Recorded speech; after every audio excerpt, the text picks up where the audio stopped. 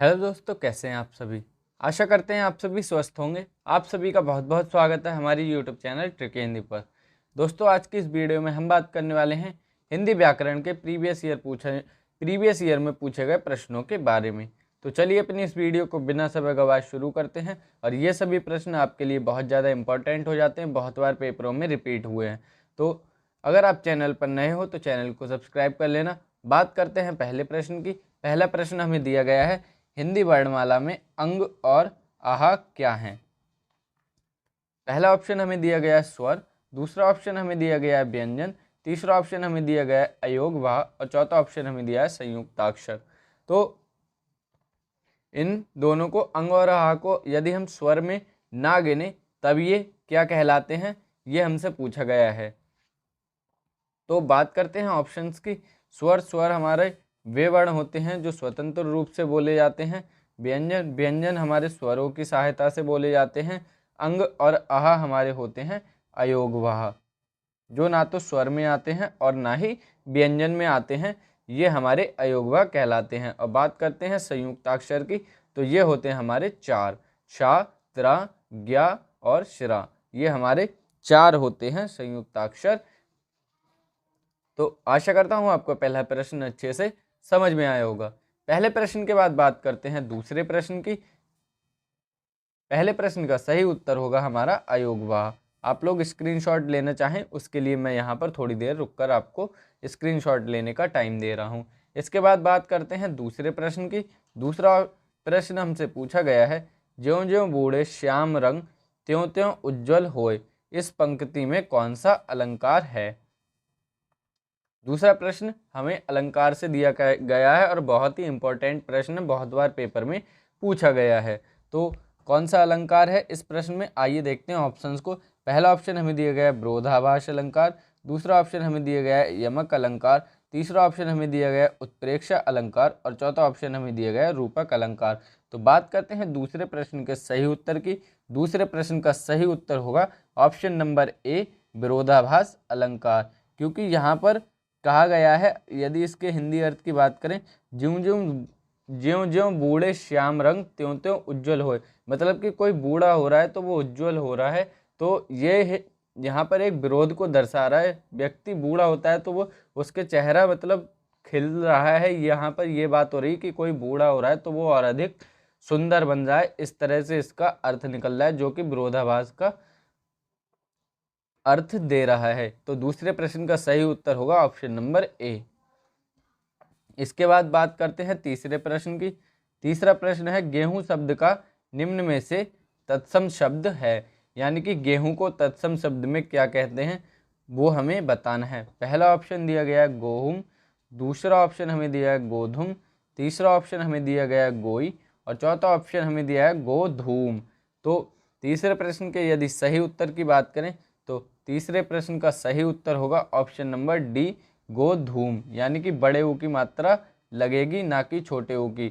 तो यहाँ पर हमारा ऑप्शन नंबर डी सही हो जाएगा। और कुछ बच्चे यहाँ पर ऑप्शन नंबर बी को टिक करके आएंगे तो उनका प्रश्न गलत हो जाएगा। तीसरे प्रश्न के बाद अब बात करते हैं चौथे प्रश्न की। चौथा प्रश्न है, दोहे और रोले को क्रम से मिलाने पर कौन सा छंद बनता है। बहुत ही बढ़िया क्वेश्चन है, पेपर में आने के बहुत ज़्यादा चांसेस हैं और कई बार पेपर में पूछा भी गया है। पहला ऑप्शन हमें दिया गया है हरिगीतिका, दूसरा ऑप्शन हमें दिया गया है कुंडलिया, तीसरा ऑप्शन हमें दिया गया है सबया और चौथा ऑप्शन हमें दिया गया है बरबे। तो दोहे और रोले को मिलाने पर कौन सा छंद बनता है, हमें ये बताना है। तो चौथे प्रश्न का सही उत्तर होगा ऑप्शन नंबर बी, कुंडलिया। दोहे और रोले को जब हम मिलाएंगे तो वहाँ पर हमारा कुंडलिया छंद बनता है। और ये कुंडलिया की एक विशेषता होती है कि ये जिस शब्द से शुरू होगा उसी पर जाकर खत्म होगा। मान लीजिए यदि यह कमल से शुरू हुआ है कुंडलिया छंद, तो कमल पर ही खत्म होगा। सबसे बड़ी विशेषता यही होती है इस छंद की। तो चौथे प्रश्न के बाद अब आगे बात करते हैं पांचवें प्रश्न की। पांचवा प्रश्न है, भाषा की सबसे छोटी इकाई है। ये प्रश्न काफ़ी ज़्यादा लोगों को कंफ्यूज कर देता है, तो इस प्रश्न को बहुत ही ज़्यादा ध्यान से करना है। पहला ऑप्शन हमें दिया गया है लिपि, दूसरा ऑप्शन हमें दिया गया है वर्ण, तीसरा ऑप्शन हमें दिया गया है शब्द और चौथा ऑप्शन हमें दिया गया है वाक्य। तो भाषा की सबसे छोटी इकाई हमारी होती है ऑप्शन नंबर बी, वर्ण। इस प्रश्न का सही उत्तर होगा ऑप्शन नंबर बी, वर्ण। भाषा की सबसे छोटी इकाई होती है वर्ण। और यदि भाषा की सबसे बड़ी इकाई पूछे तो हमारा ऑप्शन नंबर डी, वाक्य, सही हो जाएगा। सबसे छोटी इकाई वर्ण होती है और सबसे बड़ी इकाई होती है हमारी भाषा की वाक्य। तो इस प्रश्न को बहुत ही ध्यान से पढ़कर जाना है। बहुत सारे बच्चे यहाँ पर ऑप्शन नंबर सी को टिक कराते हैं, जो कि गलत आंसर होता है। अब पांचवें प्रश्न के बाद बात करते हैं छठे प्रश्न की। छठा प्रश्न, किस रस को रस का राजा कहा जाता है? बहुत ही बढ़िया प्रश्न है और इतना ज़्यादा रिपीट होता है ये प्रश्न कि लगभग हर पेपर में जहाँ से रस का क्वेश्चन पूछा जाता है यही प्रश्न आपको देखने को मिलता है। तो किस रस को रस का राजा कहा जाता है, आइए देखते हैं। पहला ऑप्शन हमें दिया गया करुण रस, दूसरा ऑप्शन हमें दिया गया हास्य रस, तीसरा ऑप्शन हमें दिया गया शांत रस और चौथा ऑप्शन हमें दिया गया श्रृंगार रस। तो बात करते हैं छठे प्रश्न की। छठे प्रश्न का सही उत्तर होगा ऑप्शन नंबर डी, श्रृंगार रस। और यहाँ पर जो टाइप किया गया है श्रृंगार, वो गलत टाइप हुआ है। इस बात का आपको विशेष तौर पर ध्यान रखना है। और श्रृंगार हमारा इस प्रकार से लिखा जाता है। श्रृंगार की सही वर्तनी हमारी ये होती है। एक क्वेश्चन आपसे वर्तनी में ये भी पूछ सकता है कि श्रृंगार ठीक से कैसे लिखा जाता है। तो श्रृंगार रस को ही रस का राजा कहा जाता है, रसराज कहा जाता है, रसपति कहा जाता है, बहुत सारे नामों से इसे जाना जाता है। बात करते हैं करुण रस की। करुण रस का स्थायी भाव शोक होता है, हास्य रस का स्थायी भाव हंसी होता है और शांत रस का स्थायी भाव होता है निर्वेद। इसके बाद बात करते हैं सातवें प्रश्न की। सातवां प्रश्न हमारे लिए दिया गया है, संज्ञा के जिस रूप से वस्तु की जाति का बोध होता है उसे कहते हैं। यानी कि संज्ञा का कौन सा ऐसा रूप होता है जो वस्तु की जाति का बोध करा देता है, वो हमें बताना है। पहला ऑप्शन हमें दिया गया है वचन, दूसरा ऑप्शन हमें दिया गया है कारक, तीसरा ऑप्शन हमें दिया है लिंग और चौथा ऑप्शन हमें दिया गया है संधि। तो बात करते हैं सातवें प्रश्न के सही उत्तर की। सातवें प्रश्न का सही उत्तर होगा ऑप्शन नंबर सी, लिंग। जो हमारा संज्ञा के जाति का बोध कराता है वो है ऑप्शन नंबर सी, लिंग। इससे हमें पता चलता है कि संज्ञा की जाति क्या है। सातवें प्रश्न के बाद बात करते हैं आठवें प्रश्न की। आठवां प्रश्न हमसे पूछा गया है, इनमें से वह शब्द बताइए जिसका वचन अथवा लिंग किसी भी परिस्थिति में नहीं बदलता है। बहुत ही बढ़िया क्वेश्चन है, नया क्वेश्चन है। आप लोग इस क्वेश्चन को आराम से कीजिए। पहला ऑप्शन हमें दिया गया है लिपि, दूसरा ऑप्शन हमें दिया गया है दीवार, तीसरा ऑप्शन हमें दिया गया है जल और चौथा ऑप्शन हमें दिया है किताब। तो ऐसा शब्द हमें बताना है जो किसी भी वचन में और किसी भी लिंग में लिखें तो वो बदलेगा नहीं। अब बात करते हैं पहले ऑप्शन की। तो पहला ऑप्शन हमारा लिपि, लिपि को हम लिपियां भी कर सकते हैं, तो ये तो हमारा बदल जाएगा।